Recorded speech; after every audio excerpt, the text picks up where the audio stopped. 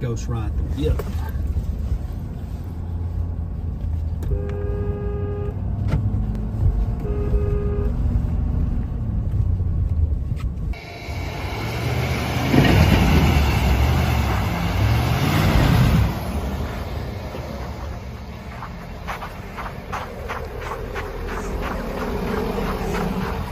Let's shoot a podcast. This live stream's brought to you by GBT Property Management. That was a little ridiculous. It's so stupid. That was a little uncalled for. We've been trying to get to this studio for a while now. Yeah. But I went on a fast yesterday by accident. What's funny about that is I was here super early. You were here super early. And this TV's on. So let me turn this TV volume off. Yeah. Where's the volume on this thing? There we go. Check. Yeah, Okay, we got it. But anyway, I was here like at 7:45. You were here at 8, and then we get a phone call from Sohill saying, "Hey, can you pick us up?" We're like, "All right." You get your 4-wheel drive truck, and we just got back at 15 minutes ago. I figured out when I turned it into 2-wheel drive. When we first tried that deal around the building, yeah. I put it in 2-wheel drive. So we drove all the way to Sohill's in 2-wheel drive. Yeah, you were so happy about that too, about trying to do a fishtail thing. I was. It got a little squirrely. Once we got it in 4-wheel drive, life got a lot. Yeah, we had a more. God save us. There he is. Yeah. We had a little morning though. We got to visit Sohill in his rich neighborhood. Yep. And then we got to go visit Donovan Ruffin in his very rich, rich neighborhood. Yeah. And then later we can go to my house in the not so rich neighborhood. We tried to door knock in Sohill's neighborhood. That's true. They had a Ring camera and I ran away like a criminal. And not only that, you called the realtor and offered him half, and she hung up on you. We got that audio. That'll be coming out for our snow day. But TikTok. Half in cash though, so yeah, it was cash. Oh, it was cash. It was cash. Cash. Yeah, cash. So speaking of cash, who doesn't have cash? I don't know. What do you think? What do you think about this? You've been in the business a long time, Ryan. Mm-hmm. You've seen it. You've seen the cycles. You've seen them come and go. Mm-hmm. I got put on the spot. I felt like a guy tried to use me as an example of what not to do in real estate. Yeah. To gain clients right in my presence, in my person. I was at an event recently, and he was clout chasing by cutting you down. He was cutting me down because I own real estate. Wait, so a real estate guru was cutting me down because I own real estate. Because the strategies that you employ to provide for your family and your team and make money? And yes, and pay for this content. And he was putting that down because it didn't meet the strategies that he does or he teaches. I don't know. I mean, it's hard to say. He sold all of his office furniture recently. Oh, that just means they're successful, right? I think that's what that means. But I was like, I was going to go pick up some desks and chairs from him at a discount. I asked him on the status where he was selling his furniture, like, hey, bro, how much can I haul in a 24-foot trailer? Because I know I'm going to be hiring in the future and we'll need desks and chairs. Yeah, because I think I saw on TikTok that if you get evicted from your office, sell all your office space, and fire all your employees, that's success. Gotta be.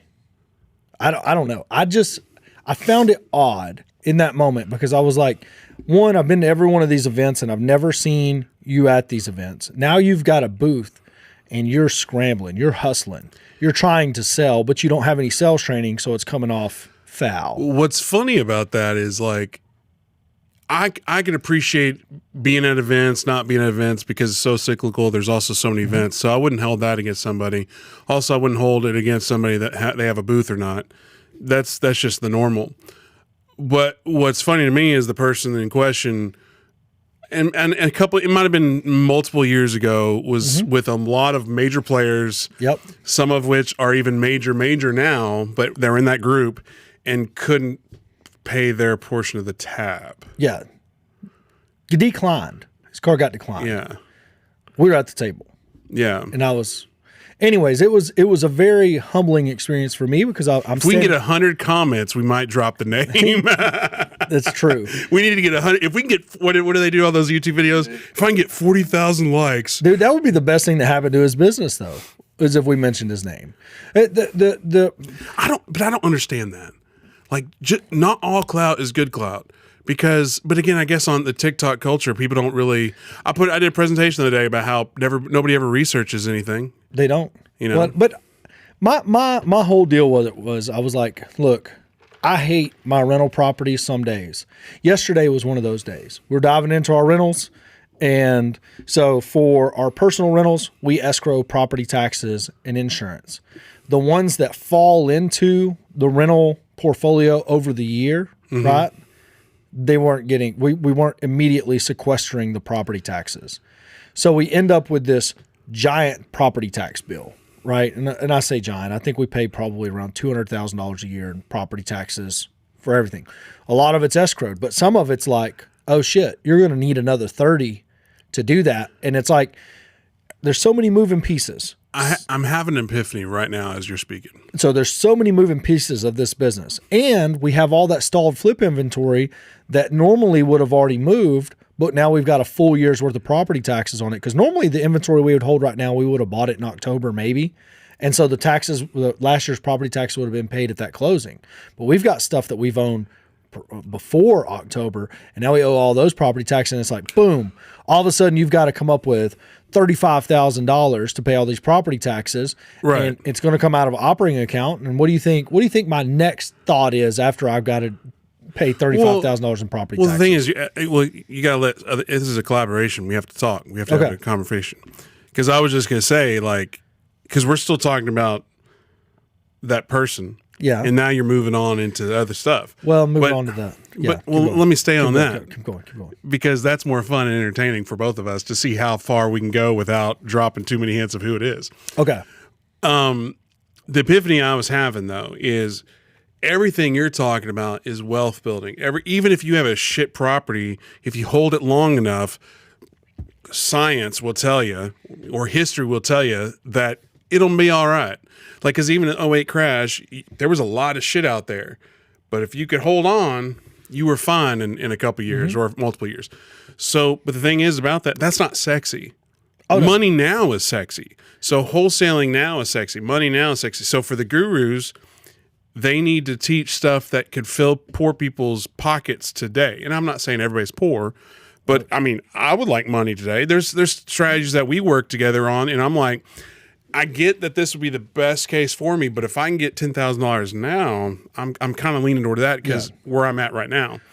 Well, but again, it's just not sexy though. But those things, like, so owning a rental property, what I was talking about was that unexpected bill that comes up is the shit part of owning a rental. Absolutely.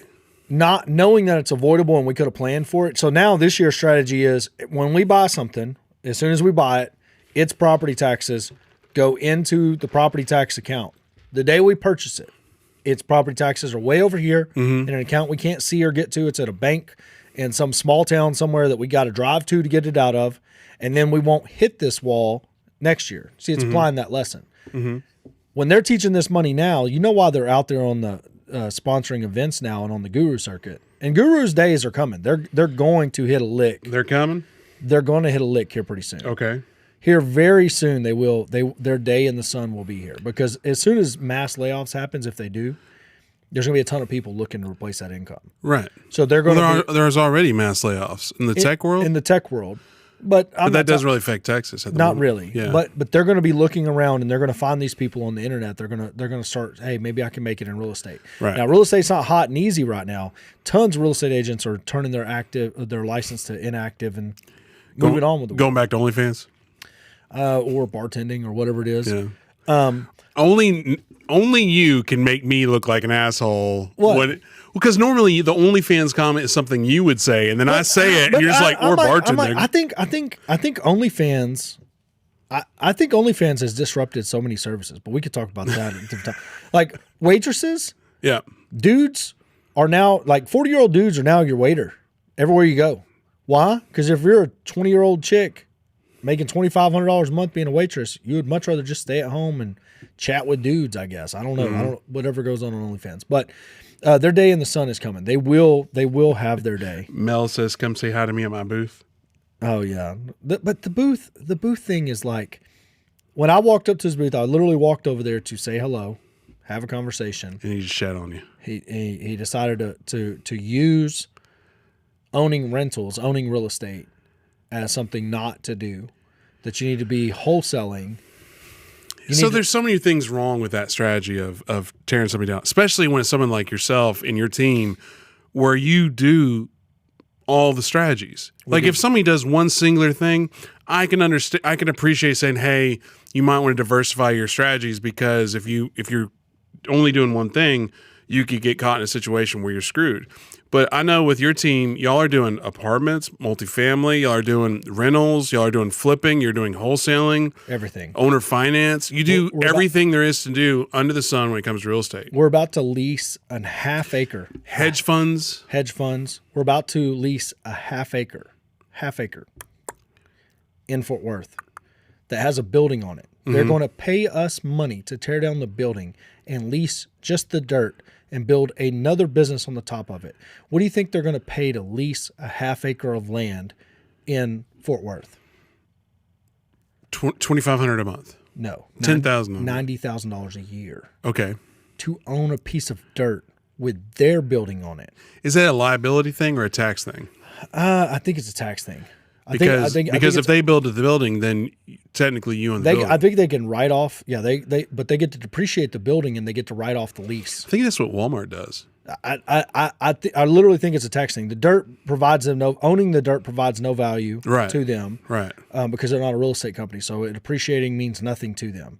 They want to lock it into a 99-year lease, which is like a fixed annuity if it's the right company. I mean, those things trade at a 3 cap because they're so rock solid. Like a Chick-fil-A builds on your land. You got a land lease with Chick-fil-A, it's a 3 cap all day. So depending on what business is there and what their track record is, I mean that isn't that the Founders thing, that movie with or McDonald's where it's like you're not a restaurant business, you're a real estate business. That's right. But that owning that piece of real estate, and that real estate kicked our ass. It's kicked our ass since we've owned it. It's whooped our ass. You've been to it. You know exactly what I'm talking about. The vet clinic? The vet clinic. Are y'all going to tear that down? No, we're not. Somebody else is. Yes, they're going to pay us money. They're going to pay us $90,000 a year to lease that land. $90,000 a year to lease that land and tear down the building and build their own business there. What did y'all buy that at? $600. So that's like if you're doing the 1% rule. I know that doesn't translate to commercial, but my squirrel brain, that's like a 1.3 or something. Yeah, but there's no expenses on land. They're going to pay the taxes. They're going to insure it. They're paying the taxes. So it's like a triple net on land. It's a triple net on land. There's nothing, literally nothing. Not one expense will come out of it. We will have to have a liability insurance policy. But that goes back. Policy. That goes back to my earlier point about, if you could just stick it out long enough, real estate will find a way to win. Because you bought that property a year ago. Knowing that location was undefeated. $600,000 property, and it's been sitting vacant for a year. $8,000 a month. That's painful. It just is what it is. Like that $35,000 that I asked you, what do you think I'm going to do? I'm just going to go make $35,000. Like $35,000 expense comes up, I'm not like, how do I save? How do I save a couple of dollars on it? I'm just going to go make $35,000. Right. You know what I mean? It's like, where can I get $35,000 from? Okay, so I need more marketing. I need more follow-up. Where do I apply the pressure to get the $35,000? Because now I need the $35,000. Yesterday I didn't need it. Today I need it. I got to go find it in the marketplace. So, what was Andrew saying? Isn't a quiver of arrows ideal? People are so chained to their guru model. But the guru model right now, the reason why people are going in there is because it's the quick cash right now. If I can get you to pay me 10 that's what I'm saying, yeah. No, but right now, it's the only way they can get quick cash. Like the guru themselves. Yes. Because wholesaling takes 30, 45 days. Well, wholesaling is also very, very hyper competitive. Yeah. When the market went down, now that it's down, and we bought 2 deals in the last month for $100,000 off of list price, off of MLS. Right. We got another one the other day. This is how sad it is. Somebody sends us a deal. A Daisy sends us a deal, right? So they send it to us and we're pulling comps on it. Okay. So we go pull comps on it and it's listed. Okay. So since it's listed, what do you think we did? It's not marked as pending. It's listed. You call the listing agent. We called the listing agent and we said, hey, is this property currently under contract? And they said, no, it's not. And I said, great, here's an offer. And so I send them an offer. And then somebody calls you out for being the asshole or something. They're not going to call me out for being the asshole because they don't have a contract. The Daisy model is grab whatever shit's out there and throw it around and see if you get any bites. Right. Like if you send me a deal, I'm going to go do due diligence on it. If I see that it's listed and it's not pending, then there's nothing in between. You didn't have anything to sell me to begin with. Yeah, and I think the only because there's always degrees of what's right there. Because like if I brought you a deal, see, there you go, you accepted the offer. But the thing is though, like in that situation, a daisy chainer is trying to. I don't know. They're just trying to get money where they can. Yeah. But I think if they were just honest and say, "Hey, Corey, here's a property I think you might be interested in. I don't have a contract, but I would like a referral fee if you do something with it." And they'd be like, "Yeah, here's a couple grand. It looks like it's be a good deal." Well, and even but if they just pretend like, "No, screw them." So they accepted that number right there, and I've got to dig into the comp some more because it's a big square footage. I think it might be a 315 house. Mm-hmm. But they had it listed, and it's been on the market for a while. But I literally think we'll be able to close on this thing. And this is that hedge fund stuff we're talking about. Cash purchase, cash closing, only holding costs is property tax and insurance. I think we can wait the market out. I think it would sell for their original list price. What was the original list price? $285. And I think it'll what do you sell. think? What do you think? That's a 6-month thing or a year? I think it'll just sell in the summer market. I think there'll be enough people shopping it. I think minor repairs at most, but we still haven't looked at it. We got to look at it in person. But to the greater point, though, typical wholesalers can't do that, and then the gurus that are trying to make money now, they definitely can't wait for that. No, they can't. So what we did over the last, which we've put together this fund. So over the last, I don't know, 2 weeks, we've raised $2.3 million. Mm-hmm. It's a $5 million fund. Now, you know about it because we talk about it, but I didn't go into the marketplace. I didn't go out onto Facebook and start, you know what I mean, telling everybody about it. That's always funny and I know that you've talked about this. And I think there's been enough time passed that we could talk about it and not tell everybody who it is. But if you're a real estate coach, guru, expert, influencer, whatever you want to call it, and you have to go to Facebook to say, "Hey, I need money for a deal." Right. You know. Well, but I'll give you an example. One of our lenders started out at $10,000 with us. Okay. So you just did a deal. You tapped somebody on the shoulder and said, "I need how much money?" The first deal you did with us. 17. So you borrowed 17. You tapped somebody on the shoulder and said, "I need 17." Yeah. So we did. A friend of ours reached out to us. He said, "Hey, I see y'all doing real estate. How's this work? I'll loan you some money." So he started out with $10,000. Right now he has $250,000 out with us right now. $200,000 of that's going to pay off in the next 2 weeks. We're selling a note. He's going to get paid off on that on February 10th. A flip is selling, so he's going to get paid off on that. That one person has brought over $1.5 million into the fund. Of their own money? No. Okay. Just tapping their friends on the shoulder. Okay. So these people aren't. Are you giving them like a referral fee, or no? They just want to hook it up. No, they just know people that have money that go out and do. They have different businesses. They own restaurants. They own car dealerships. They own. They're in the cattle business. They're in ranching. They're farmers. Do you know who David Phelps is? I don't. So, and this is one thing, and I don't know too much of his model, but I've known him, or I don't know him, but I've met him several times in the past 10, 12 years. His model is he does events for dentists. Okay. But it's to channel that dentist money into real estate. Right. And he's been extremely successful at it. Yes. And it's just like, why the shit are we doing real estate events for real estate investors when you should be doing real estate events for doctors, dentists, business people, stock traders? Oil people. Yeah. That's right. That is the model, because what ends up happening is you go out into that marketplace, they understand money. Yeah. Right. They understand this ain't a quick lick. This isn't something that's going to happen fast. I can make 8% on my money. Yeah. Well, excitement. Yes. So we give them a 90-10 split. We don't draw any fees on it. We don't do any of that. We're not in it for fees. We're in it for equity. We're not in it for fees. We're in it for the exit at the end. Right. When we sell $15 million worth of real estate, you know what I mean? And we get our 10% of that. That's the 5-year goal, to pick up. But I thought you were doing dividends along the way. Oh, they'll get paid every month. They'll get paid every single month. Isn't that a lot of paperwork? Yes, probably. I don't know. You know what I mean? Not my job. Well, nobody would ever expect me to be the one doing the paperwork. But there's softwares that do it. So Yeah. we're using Appfolio software. All of that is, I don't want to say easy or compliant or anything, but we have a full-time bookkeeper that is a W-2 employee for us. They work in our office. You have W-2 employees? Yep. So you pay payroll tax, you do all that. Yep. This is a W-2 employee. So some people are like, who's your bookkeeper? They always ask, who's your bookkeeper? And I'm like, bro, he works in our office. Right. You know what I mean? Like, Right. It's always funny going back to the guru stuff and just where somebody is in their business, because it's easy to throw stones and critique other people's companies like that one dude was doing. But it's like, bro, how many people work with you? Yeah, how many employees do you have? How many contractors do you have? How many 1099s, W-2s, whatever? Yes. Because like me, even in my little business here, we've got, what do we got? Let me count. Margot, Austin, Sohill, Naomi, Paul. I have 5 full-time employees here in the office.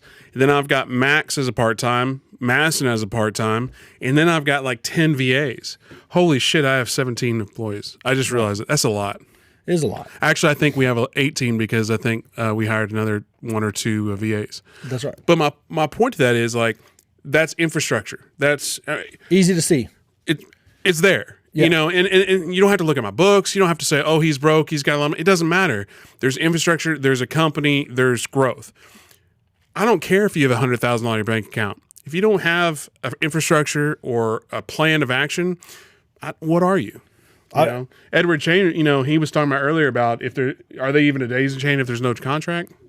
No. It literally back to that earlier. It just pops up. But that's look at there. You got your 10. I told you that we'd be in here banging. But anyways, when this stuff goes down like this, and this guy was, he was using me to at that moment he wanted a reaction from me, right? He wanted to have a debate. What do you think my sales training taught me? Crush of soul? I don't know. No, I just agreed with him. Yeah, he's right. Yeah. Yeah. That's it. Yeah. You know what I mean? No, I'm not going to sit here and debate you in front of noobs. The noobs that are here right now in this business, if they don't have 20 liquid, they're going to be so scrappy. They're going to not that you can't do it without money, because you can absolutely do it without money, but you got to have a job. Yeah. The money's got to come from somewhere. Yeah. You can do it without money, but you got to have a job. People that quit I hope Max is watching. I hope not Max. I hope Michael's watching. Kid comes in, works for us for a week. New intern. Yeah, he comes in off the podcast, comes in, works for us for a week. Then goes back to school. Goes back to school, stays at school for a week, withdraws from classes. Calls me up after he withdraws from class. He calls me up. He's like, I just withdrawed from class. I'm about to do appointment substitute trustees. I do this, do that. Will you help me put together a plan? And I'm like, you got to go to work for somebody. You got to get a job. Let me fully grasp this real quick. So he goes into your office for a week to see a taste of what can happen. Goes to school, realizes, oh wait, I want what Braxton has. I'm assuming. And then instead of going to work, he's just like, hey, can I just bend your ear, take you to lunch, teach me? No. I think he will come to work for us. Okay. I think he will come to work for us. But his plan that he puts together out of the gate, which this was in yesterday's meeting, he's like, can you call me when you can? And I was like, I was thinking it was going to be something weird. You know what I mean? Like, I wrecked my car, like whatever. I don't know. But anyways, it's cold outside. It's cold outside. No, I'm kidding. But so when I called him and he starts telling me that, the first thing I asked him is, have you talked to your mom about this? Because he lives with a single mom. She's a teacher. So I know how she feels about education. Yeah. Judging her. Sorry, Michael's mom, if you're watching. But you have you ran this by your mom? Like, I never set out to be the reason why massive amounts of kids drop out of college. You know what I mean? But even too, I can see now the future of Roughneck to real estate. You have a pool, a call center of like 20 to 50, 18 to 20-year-old people, dudes, females, whatever. The women that are just like, yeah, I didn't want to. I dropped out of school so I could learn real estate from Corey. That's it. And I was like, I did not. This was not the arc I thought it would take. You know what I mean? Interesting though. Yeah. I thought, damn, this is gonna be rough. Like this is. Can I join that group? Yes. You're too old.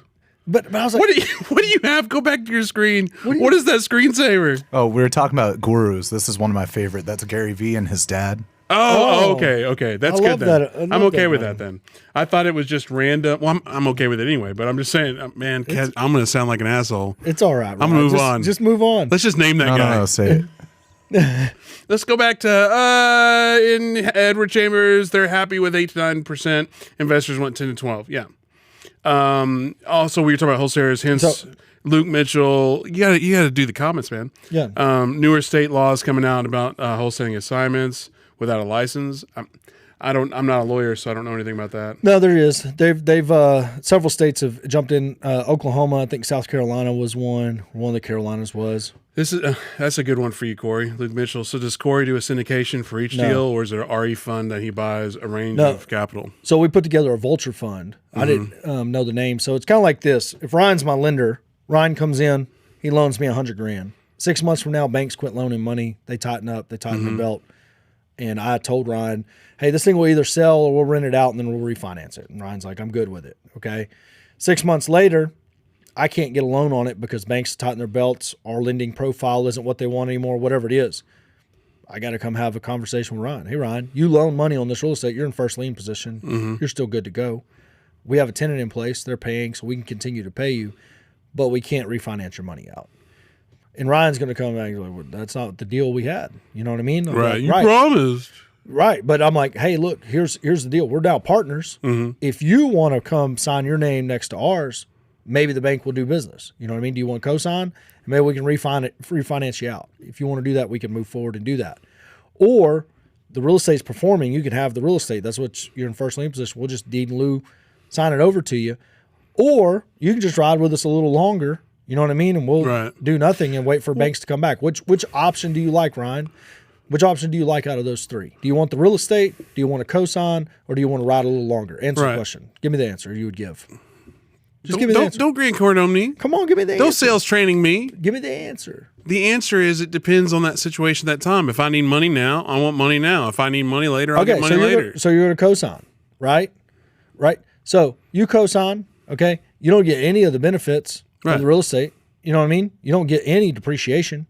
You don't get any appreciation. You don't get any benefits from it. You just sign your name next to mine on a loan, and if we don't pay, they come look at you and go, hey, bro, we need our money.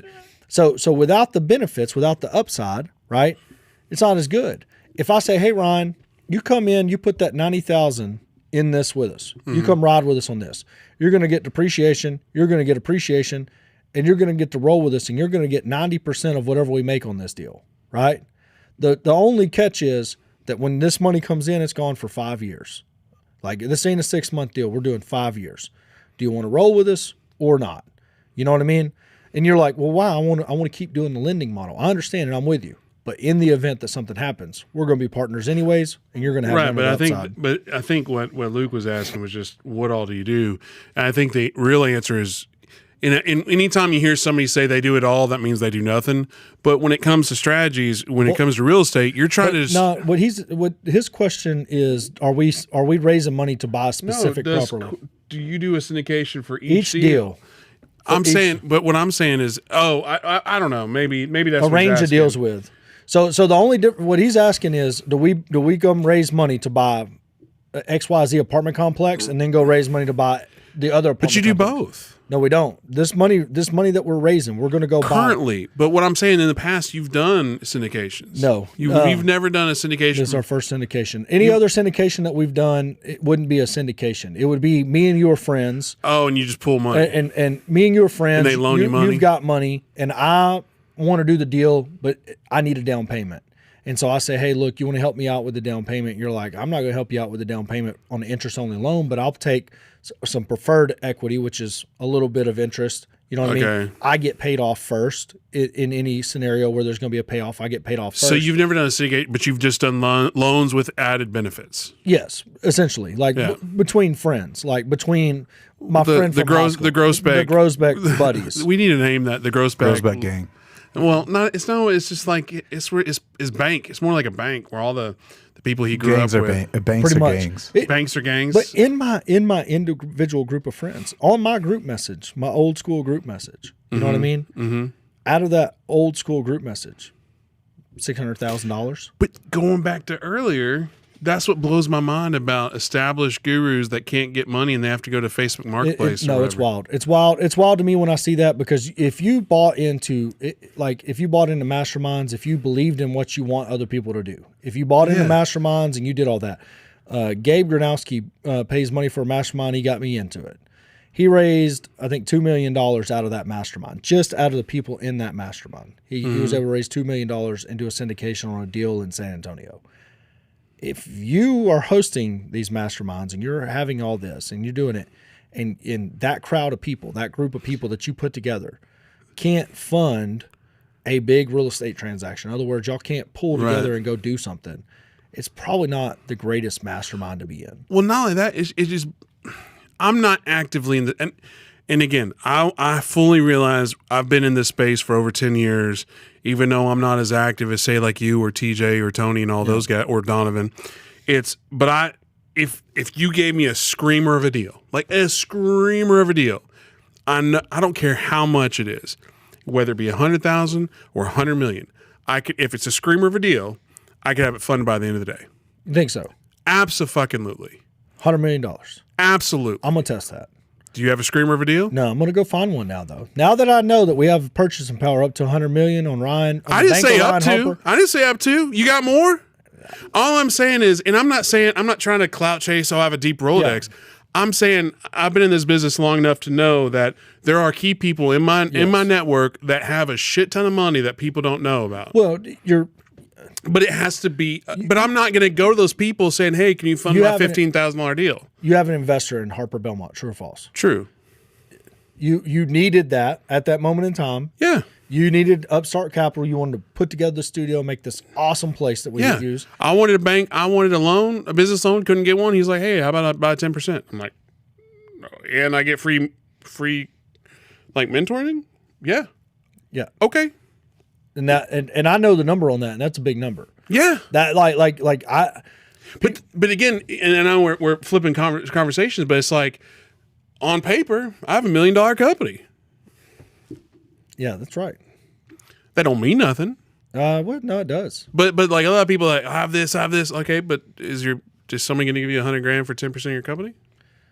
Well, it doesn't matter, but I'm just saying. In your defense, they believed in you more than the company, because the company didn't really exist then. It did. True and true. But it wasn't going off a balance sheet. They were absolutely. They were going off of faith in me. Yes. So now once the balance sheet is strong I watch you put together these systems and processes. Yeah. I look at your spreadsheets of when the content's going to hit and how it's going to go, and then when we run into a snafu where, you know what I mean, we're like, oh, this didn't happen right, or this didn't happen right. And you're like, I put in this SOP immediately. You know what I've learned, and this is not real estate related, but it kind of is. It goes back to the one-man show versus a team. Yeah. Something I've learned in the last, month is it's okay to not do the work yourself.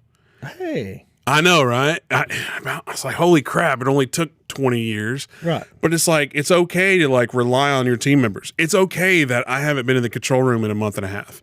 It's okay I can rely on Sohail. It's okay that I rely on my team to do what they were hired to do. I don't have to be involved in everything. I can be if they need my help.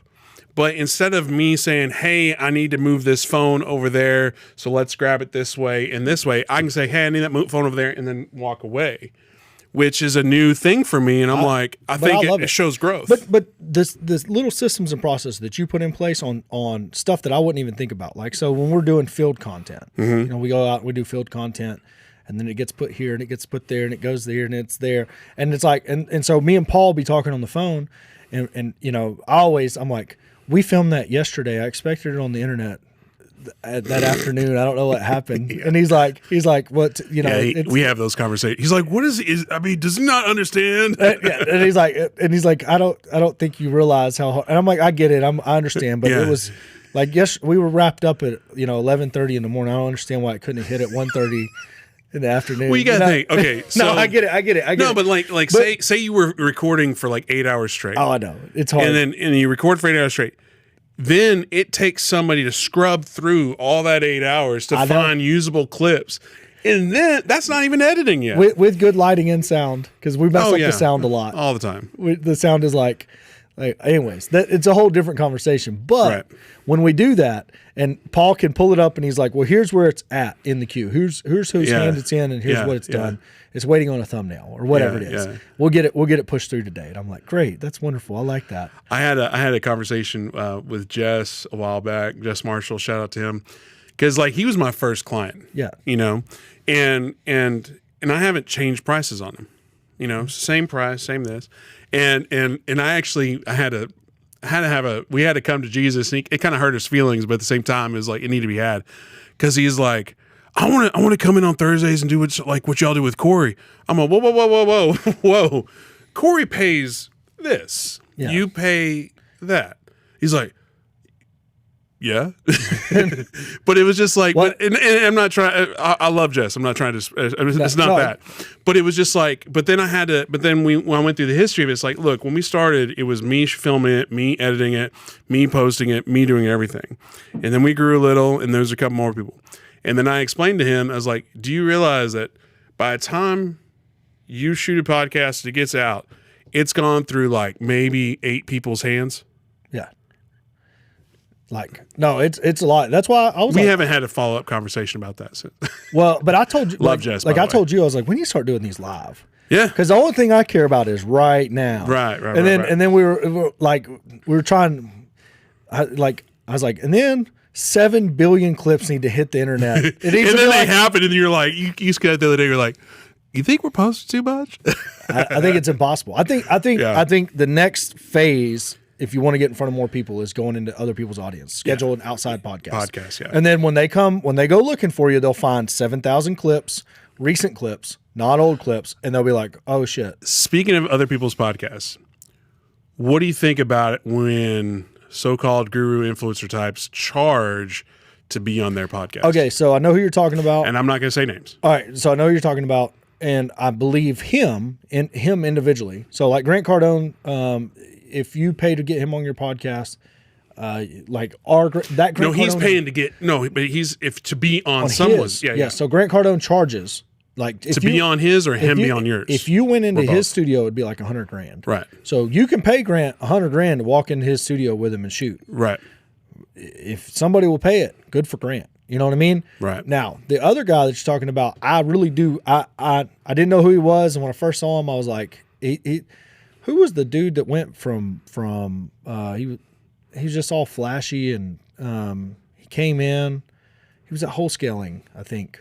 You're talking about Roberto, Florida guy. I don't know where he's from, but yes, those are all sounding correct. All those O's are sounding correct. He went from real estate, wholesaling, to e-commerce, to Amazon stores, to Bitcoin. He just kind of grifted around. Yeah. And then disappeared. He's like literally. I forgot his name. I've not heard his name. What's funny about that guy is, and this is a little shade, but it's funny to me, is he spoke at a Propelio event years ago, and it was an October event. And October events are Halloween events, so everybody's dressed up. He was on stage, and I legit thought he was dressed up as Prince. Yeah. And he was not. He was dressed up as him. He was dressed up as him. Yeah. And I was like, holy... Rafael Vargas. Thank you, Ed. All right, so that guy right there... He knew exactly who that was. That guy right there disappeared like a fart in the wind. Yeah. He was just gone. Yeah. He just was here for a moment, and then he was gone, and I have no idea... Yeah, everybody's like, Vargas. So when he left, okay, and then Ryan Panetta comes on, I was just like... you know what I mean? This is the new fart that's going to get blown away in the wind. No. But that's what I'm going to say. I watched his Grant Cardone podcast. And after that, I've tuned into a few more of his podcasts. I'm like, this guy's the real deal. He's legit. He's talking about losing money on flips in this economy, that he's having to sell some at a loss, and everybody's had to do that. At this point in time, anybody that's at scale and flipping houses has had to sell one to break even or even lose a little bit of money to get on to the next deal because it's a peak purchase. As soon as he talked about that, I was like, this guy is not a sunshine pumper. He's not blowing smoke. He seems legit. And if he's getting 25 grand for people to be on his podcast, that's fine. I thought we were dropping names. Well, I don't care. That's fine. The problem is going to be, guess who's got 25 grand to go on a podcast? Right. It ain't going to be me. Well, I got to jump because I got a call to jump on, but I'm going to let you solo. I can't solo. You can solo. You can't solo? No. Hey, guys, this is real estate. I'm going to tell y'all something. Ryan did a deal with me. He made 14 grand. My nieces, and this is going to make Ryan a little sad, but my niece's husband made 28 grand here recently. These are two people that weren't in real estate at the time that are now in real estate. And that's not a guru pitch. Those are just cold, hard facts. Ryan's out of here. Y'all should do some other content, though. We will do some other content. But anyways, I appreciate y'all being here. Like, subscribe, all the things. If somebody can't show you a HUD, you don't need to pay them any money. And if you're trying to clown on me to get clout, I mean, there just might be a day where that don't work out for you. We might come back with a vengeance. I'll see y'all.